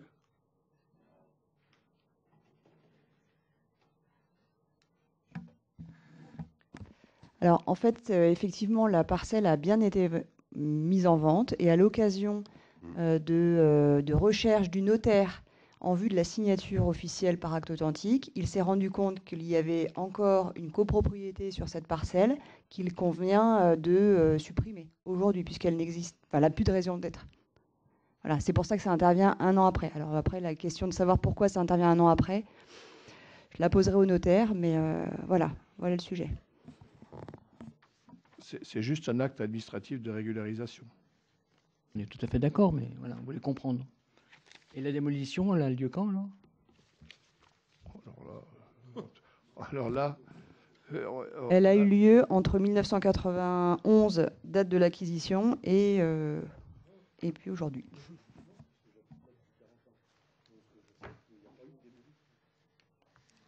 Ah bah alors, je ne vois pas l'importance. Oui. Alors, en 1991, la commune a acquis cette parcelle avec un bâtiment dessus. Aujourd'hui, le bâtiment n'existe plus. Donc, c'est bien qu'il a été démoli entre-temps. On a un acte notarié qui nous dit qu'on a acquis cette parcelle avec un bâtiment dessus. C'est le document du notaire. Si vous souhaitez, je vous communiquerai l'acte. Oui. En fait, on est là dans la même situation qu'on rencontre dans les comptes. C'est-à-dire que lorsqu'on remonte dans le temps, on se trouve dans une situation où la reconstitution d'historique devient difficile. Je vous rappelle que lors de la prise de cette mandature, nous avons eu la surprise de découvrir qu'il n'y avait pas d'archives. Enfin, plus exactement, il y avait sous nos pieds un espace qui s'appelait archives, qui n'avait pas de porte, au milieu duquel il y avait un tas informe. Je dis un tas informe, c'est faux, en fait ça faisait une pyramide qui devait faire à peu près, qui devait tenir, oui, elle devait tenir à peu près dans cet espace-là. Et voilà comment on a retrouvé les archives. Donc parfois c'est vrai que même pour nous, on perd un peu notre latin. Malheureusement, c'est une situation qu'on essaie de corriger. Alors sur les comptes, c'est très difficile. Vous avez entendu M. Cugnier en parler. On fait, moi, ce que j'appelle de l'archéologie comptable. Eh bien là, j'ai l'impression qu'on fait de l'archéologie absolument urbanistique. On a quelques autres cas où même les géomètres se perdent. Oui. Mais nous ne sommes pas contre le fait que ce soit comme ça, effectivement, mais c'est juste pour comprendre par rapport à la délibération qui nous est présentée. Ouais. Madame Le Caloc a bien répondu. Très bien. S'il n'y a pas d'autres questions, je soumets au vote. Qui est contre? Qui s'abstient? Adopté à l'unanimité. Je vous remercie. On passe à la suivante. Oui. Alors, je vais vous parler de l'ensemble immobilier Le Verseau, qui est situé avenue de la Rive. La réalisation de l'ensemble immobilier Le Verseau, avenue de la Rive, en Fion, a permis d'entreprendre des travaux d'aménagement et de sécurisation de la RD 1005. C'est là où vous avez un petit terre-plein central face à la rue de la Plaine, via une convention de projet urbain partenarial, c'est ce qui s'appelle un PUP. Les travaux effectués ont entraîné la modification de la délimitation entre plusieurs parcelles et le domaine public. Une régularisation s'est donc avérée nécessaire. Alors, il conviendra donc d'acquérir les parcelles cadastrées AH 482P et AH 486P, appartenant à Madame Corinne Ducret, représentant une surface totale tout de même de 22 mètres carrés, en vue de leur classement dans le domaine public. Le prix a été fixé à 115 € le mètre carré, dans le cadre d'un accord amiable avec la propriétaire, soit un montant de 2 530 €. La valeur de ces parcelles n'a pas été estimée par les domaines, car inférieure au seuil de consultation habituel fixé à 180 000 €. L'acte correspondant va être reçu par l'étude de maître Persson, Baudard, Petitpas et Bon, notaire à publier, aux frais de la commune. Le conseil municipal est donc invité à approuver l'acquisition des dites parcelles et autoriser Monsieur le maire à signer l'acte à intervenir. Monsieur le maire, s'agissant d'une régularisation d'une situation. Pas de questions ou de commentaires. Je soumets au vote. Qui est contre? Qui s'abstient? Adopté à l'unanimité. Je vous remercie. Ensuite, la suivante, on y va. Hein. C'est dans le même... On a encore une, oui. Oui. Alors, toujours sur le même ensemble immobilier, le Verseau, régularisation, avenue de la Rive. Donc, la réalisation de cet ensemble immobilier a permis d'entreprendre des travaux d'aménagement et de sécurisation. Non.